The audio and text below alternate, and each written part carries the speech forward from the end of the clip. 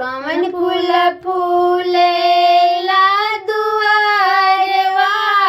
कवन पिछुआरवानु हो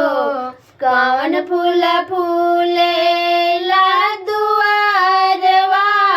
कवन पिछुआरवानु हो ए मैया मोर कवन फूलवा फूले देवा घरवा नगरिया सगर जय जय बोले हो ए मैया मोर कवन फूलवा फूले देवा घरवा नगरिया सगर जय जय बोले हो बेली फूल फूले ला दुआरवा चमेली पिछुआरवा चमेली पिछुआरवानु हो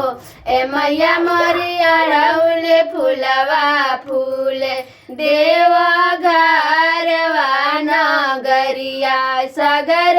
जय जय बोले हो ए मैया मोर अड़ौल फूलवा फूले देवा घरवा नगरिया सगर जय जय बोले हो केकरा के भावे लाबेलिया तो केकरा के चमेलियानु हो केकरा के भावे लाबेलिया केकरा के चमेलियानु हो ए मैया और के करा के भावे अड़ौल फूलवा नगरिया सगर जय जय बोले हो ए मैया मोर के करा के भावे अड़ौल फूलवा नगरिया सगर जय जय बोले हो काली माई के भावे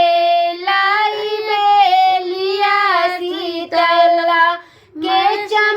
चमेलियानु हो काली माई के भावे लाई बेलिया शीतला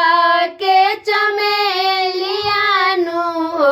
ए मैया मोर दुर्गा माई के भावे अड़ौलवा नगरिया सगर जय जय बोले हो ए मैया दुर्गा माई के भावे अड़ौलवा नगरिया सगर